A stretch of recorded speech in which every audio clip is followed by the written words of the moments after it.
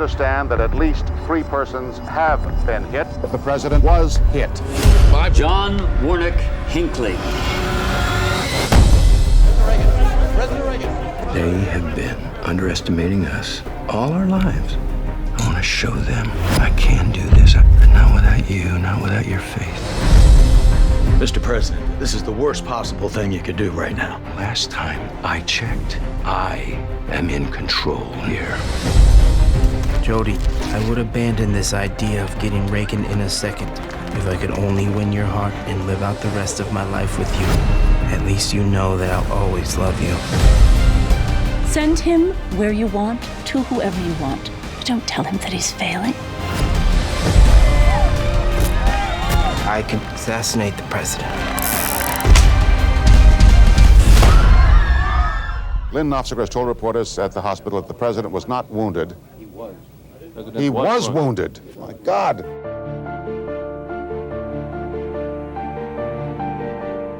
It is your job to protect him. I walked into this hospital, and I want to walk out. All set? I am now.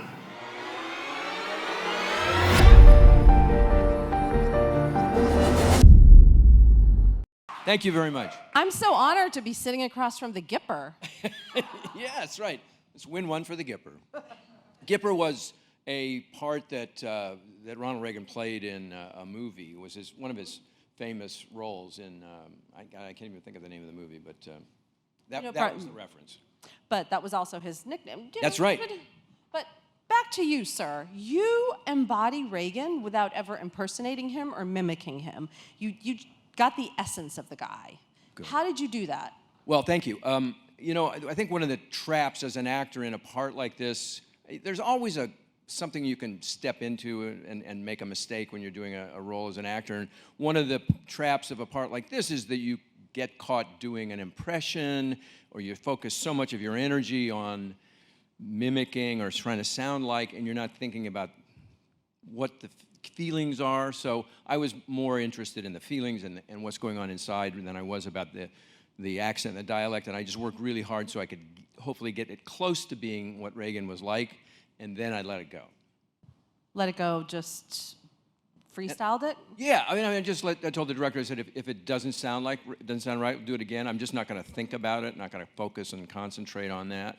But I was aware of how he moved and how he spoke and how he thought, and I spent, I had a voice coach and a dialect coach, but the funny thing, what I did just for me as an actor, I went horseback riding when I was in Atlanta. He was a horseman. That was his thing, yeah. He loved to ride horses, so there was, and it was just to sort of kind of commune with him when you're out riding a horse, and he was a very shy man, so he liked to get away from people, and that was his moment of quiet, Bill OReilly wrote the book on which the movie's based. How much did you work with Bill OReilly when doing this film? Did you talk to him at all?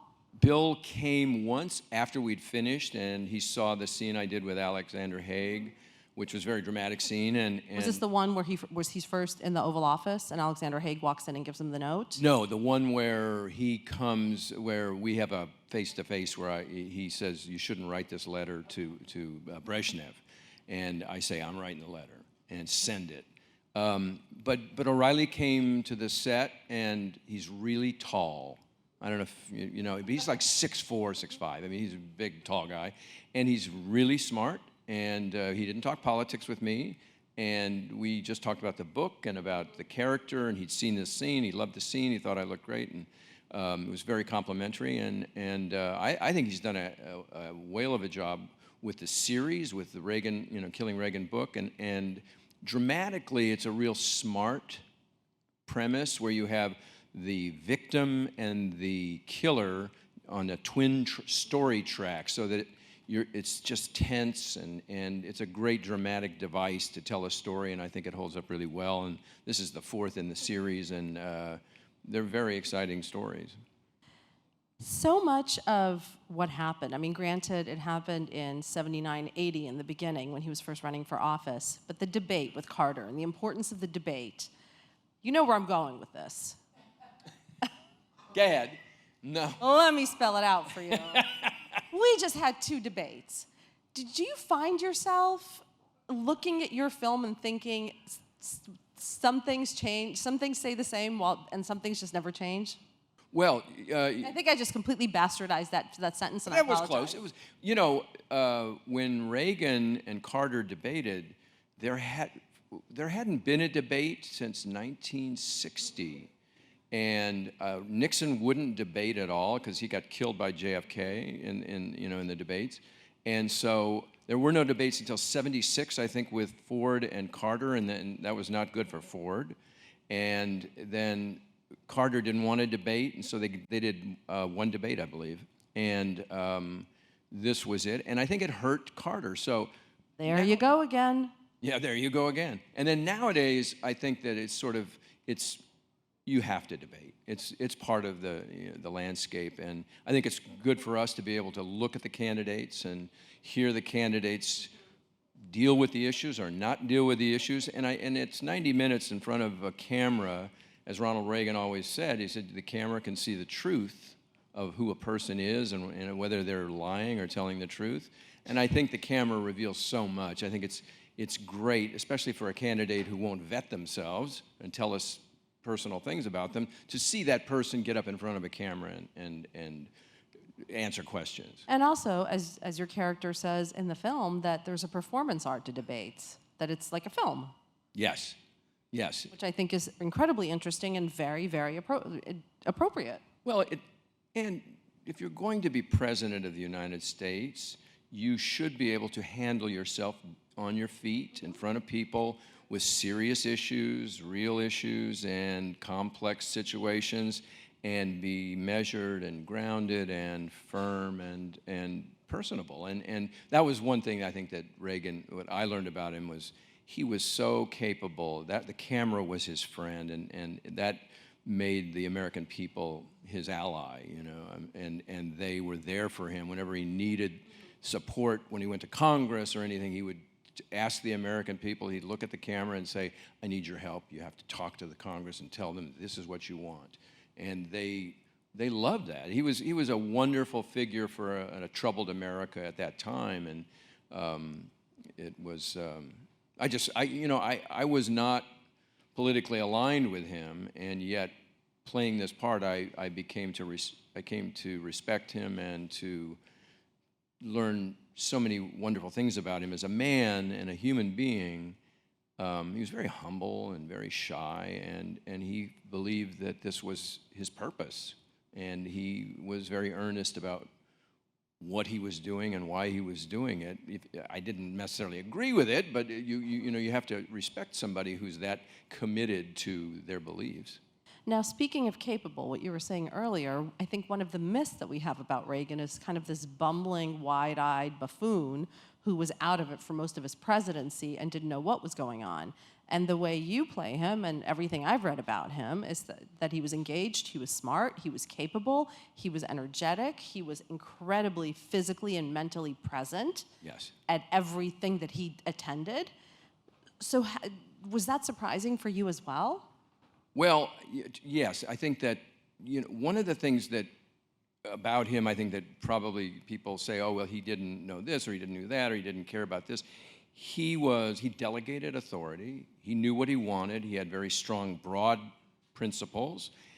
The details didn't concern him so much. And he just would talk to people and say, just tell me what you need me to do to accomplish this. And then you take care of it. Set up the things that I need to do. You know what I want. Now set it up so I can get that. And he let those people take care of things. And then, he was 70 when he took office. So he was 74 or 5 when he was reelected to his second term. So, at night, he'd like to work from, say, 9 to 5 or 8 to 6. And he went home, took a shower, got in his pajamas, and spent the evening with his wife. He was very shy, and he wanted some personal time. But as president, he did what was necessary. He knew the role, and he knew how to play that part. And, for our country, he calmed us down in a time of it was a very high tension with the the Cold War and economic stress. And he was a steady hand at the tiller. I think it was a good thing that he was president. And in terms of his wife, I think that obviously his relationship with Nancy is integral to Ronald Reagan as we remember him. Absolutely. And your relationship with Cynthia Nixon, who plays Mommy, which that freaked me out, I'm sorry. I know that that's true, but he called his wife Mommy. Okay? Yeah, I mean, it's kind of. But you know, here, let me just explain what I read about it, because it seems a little weird, right? But we all have very personal, affectionate terms for our loved ones, and which oftentimes you wouldn't say them in public. And so it was that she wanted to be a mom. She wanted to be a mother, and she had a couple of miscarriages, and she couldn't get pregnant. And then when she finally did and had Patty, their first child, it was a big thing for her. So the term had lots of meaning and significance for them. To us, it does sound a little bizarre, but I think that's by way of explanation of why that term. But your relationship with Cynthia Nixon is so, I mean, there's not enough good things to say about Cynthia Nixon. Like, she's just in a master class of her own. Yeah. How did you guys forge your relationship? We were both, she's like me. We love to do homework and study and immerse ourselves in research. And so she was reading all the Nancy books. I read all the Ronnie books. And she was reading, there was a Kitty Kelly book, which was sort of a... Ooh, that was a scandalous book. Whew. Scandalous insight on all the bad things about Nancy and the Reagans. And she, you know, I think Nancy, to her credit, was the bad cop and he was the good cop. So she watched over him and made sure that nobody bad was around him. If any of the people that were close to him weren't behaving well or treating him with just 100% devotion, gone. They were gone, and she got rid of them. But Cynthia was just so wonderful to work with, and you know, so she brought that kind of skill and that strength, that fiber that Nancy had, but gave it a purpose. And you know, she was devoted to Ronnie, and she wanted him to have that, you know, and she believed he should be president and wanted to serve that. What do you think Ronald would make of the election today? What's going on? Whew. I think that, I know Michael Reagan, his first child, or his son, his first son with Jane Wyman, said that his father, neither he nor his father would endorse Trump, and that Nancy would have voted for Hillary. So, bravo. And I think this is a good cross-section here, right? And so I think that they believed in putting country before ego, country before themselves.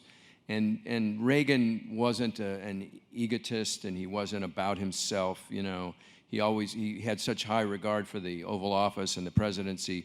He always wore a coat and a tie in the Oval Office, never allowed anyone not to wear a coat and tie, to show proper respect in the Oval Office, and the decorum, because it's our holy place, you know, it's the seat of the government of the United States of America. And so he was steeped in that. And I think that anyone with less than that regard for the office or has too much regard for themselves, I don't think he would have been very, very for. Now I'm going to change tacks completely. All right. We've talked politics, we've talked Reagan, we've talked Nancy. Now we're going to talk Animal House. All right. I assume these guys have heard of Animal House, one of the greatest comedies ever made. Talk to me about being in it. What is your memory? Well, I had... What would Ronald Reagan make of Animal House? I don't think Ronnie would have liked that movie. But for me, was at the point in my career where I'd done a lot of television westerns when I was growing up, from Bonanza to Virginia, and I was in those shows.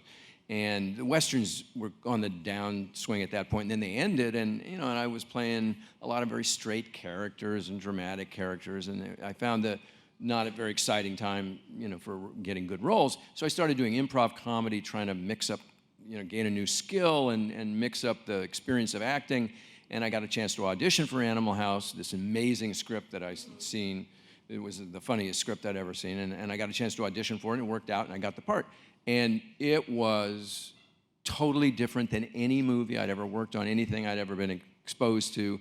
with the greatest cast. And it was one of those experiences we've all had in our lives that everything fell into place. Everything was just like you hoped and wanted and thought it should be. You know, my God, we should have a guy like this very funny guy. Oh, there's John Belushi. Okay, you know, we should have this great director. Oh, there's John Landis. You know, we should have these great, all the cast, all the crew. Everybody was just at the top of their game, and as every day went by, it just got better and better, and everything coalesced and came together. And then when we saw it then you finish it and look at it 4 months later, and you think, you know, let's hope it was half as good as we hoped it would be. Then we saw it, and it was like, Jesus, this is great. You know, I mean, this is very funny, and it held up, and the audience loved it. And it was one of those movies that it opened, and it was like, okay, it opened. I think it might have been because Belushi was big and on Saturday Night Live, and it had a medium opening. And then the next week, it got a little bigger. And then the next week, it got a little bigger. And so it just kept going up. And it was on the #1 movie all summer long. So it was one of those things that was, I don't think anybody saw it coming, and it was surprising. And it opened the door for me to be in a lot of comedies, which was a great relief to get out of all the stiff drama crud I'd been doing. And what's your foremost memory of Belushi? Well, John Belushi was, as a performer, was one of the funniest, most spontaneous, comfortable performers I've ever seen in front of a camera or on stage. I used to come back here to New York to watch him on Saturday Night Live, and the other thing about Belushi was there was a tremendous East Coast, West Coast sort of competition between actors at the time. I was a West Coast actor doing my first comedy. He was a king of TV in New York and master of comedy, and now he was become a movie star, and he was getting ready to do the Blues Brothers, and he didn't have to be nice to me, and he took a liking to me, and he became a very good friend and was very generous and supportive and giving and caring to me. So much so that it was a huge loss. And I think the tragedy is that a lot of young people don't remember John and don't remember him, you know, and he would be at the top of our world today, much the same Robin Williams and Jim Carrey are or were, and now John, you know, just never really climbed that ladder to the heights that he should have achieved.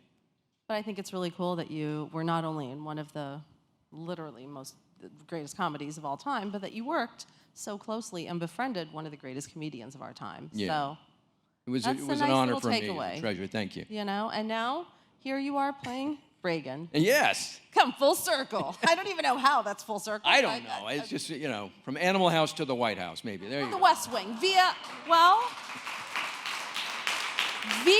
the West Wing. Via the West Wing, yeah. The West Wing was like this, you know, the middle ground. Well, it was the training wheels. I was the vice president. I kept telling Aaron Sorkin, I should be the president. I mean, yeah. Agreed, and now you are. Yes. Did you text Aaron and you were like, ha ha ha? Right. No, I don't wait. I'm going to send him a link to this and then say, na na na na na. And now to our audience, please. Hi, Tim. Thank you for being here. So which president in the past, or dead or alive, or a famous historian that resonated with you, that paved the way in America, that you will translate to the current generation, that you will teach in the current generation? Oh, well, I mean, the president that I think can teach most to our historian. A historian that would teach our you wanted to know a historian that would teach our generation? A president or a historian, a famous historian. Well, I think JFK was perhaps, you know, my favorite, and I think he's probably the one who speaks most to our contemporary generation, the younger people in our generation, because he was so inspirational. He dreamed about a greater America, about a better world, and he believed in equality, he believed in equal rights, and he believed in just a country where we should all, you know, everybody should have an equal opportunity. Michael Beschloss, actually, and Doris Kearns Goodwin are the best historians, I think, that speak to us about that world and the Oval Office and our leaders in the past. So those are the writers that I like the most. Next question, please. Hi, thanks so much for being here. Thank you. I was wondering that approaching the character of Ronald Reagan, the fact that he was an actor, was that a way in for you? Absolutely. The fact that he was an actor is a very good question. It was one of the keys for me because he treated the Oval Office and the job of the presidency much the same as he did as an actor. On a set, you're an actor. You know what your lines are. You know the scene, and you just wait until it starts. And he always kept 4x6 cards, 3x5 cards, with his lines on them.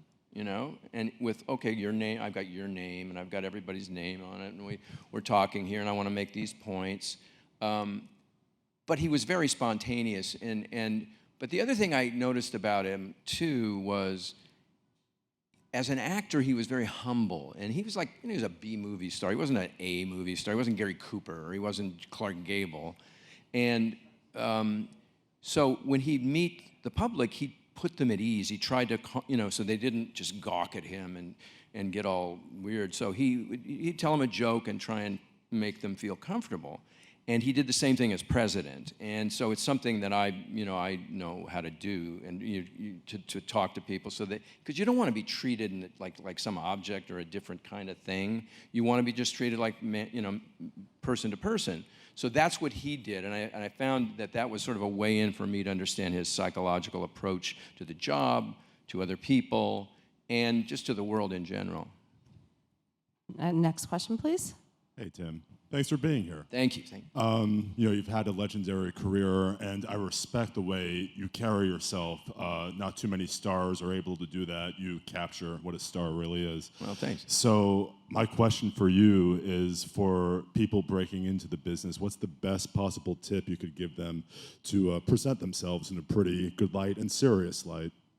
Okay. So, as a young performer, a young creative person trying to, enter the business, it's just keep doing it and doing it. If you're a writer, write a script, then write another one, and write another one. And I think the big lesson I've learned from making every mistake you can make in the entertainment business is, if a door opens, go through it. If there's a situation that's presented to you, say yes. We all go, oh, I shouldn't have done this, I shouldn't have done that. I look back at the times, the things that I turned down for stupid reasons are, I won't go into it, but they were stupid, stupid choices. But we all have those, actors all have those. And I think the thing is to be true, if something doesn't feel right, don't do it, But there are reasons to say no to things. You don't like the material, one example, I was offered a play to do about 6 years ago, 2011, a one-man show doing Ronald Reagan, oddly enough, and this was a great opportunity. It appeals to an actor's ego, a one-person show, wow, but the script wasn't right, and I said, look, guys, I can get by. If I'm really good on a certain night, I can get away with this. But when there's an off night, which we all have, and I'm not like hitting it and I'm just sort of getting through it, I'll die out there because I don't have a good script. But there's got to be some support for me, something that's going to help me when I get out there and it's not working for me. So, Hamilton on a bad night is a great show. So so I think that, there are reasons not to do something, but it all has to be personal to you. But I just think, just do it and keep doing it and get knocked down, get up and do it again, keep trying. I went into directing and producing when I wasn't acting, and so I just keep throwing myself at everything. They can't get rid of me, sort of. And last question over here, please. Hello. I wanted to know, are there any quirks or superstitious behavior or things that the president had that the public doesn't know about that you discovered? Ronald Reagan? Mm-hmm. That's a great question, and I know it's true. He wore cufflinks that Nancy had given him. He was superstitious, because actors are superstitious. He wore special cufflinks that she had given him, which had the date of their anniversary on it. And it was a calendar with a ruby that she had given him that was on the date that they either met or got married. on the day he was shot, he noted that he put on a watch that Nancy had given him that he usually wasn't his good watch. It was his watch that he wore when he did yard work, cut down when he worked at the ranch. But off the top of my head, I think those are only two superstitious things, but I think you're absolutely right. I know he was an actor, and he always rehearsed. He rehearsed and rehearsed and rehearsed and rehearsed. So any speech he was going to give, any talk, and he did his Saturday morning radio presidential talks, he rehearsed those things to death. And I think that's a great lesson for an actor, is that always rehearse 1,000 times, and it's still not enough. And if you can do it 1,001, that's better. What's your favorite Reagan quote? My favorite? Reagan quote.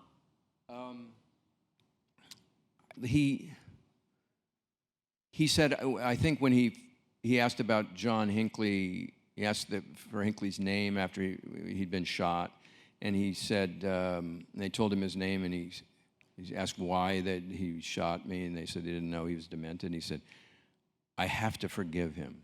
I'll have to forgive him. And it was like, who would think that? You know, I mean, it's like, yeah, I mean, again, it wasn't about him, but it was one of those things that he realized that at that point in his life, if he didn't deal with this, it would affect the rest of his life, his bitterness about it. The guy shot me, whatever, you know, and it was about his spirituality. He just went inside and got in touch with his spirituality, and he just said, I'll have to forgive him before I can go on. And I think he got a greater purpose in his life by that forgiveness.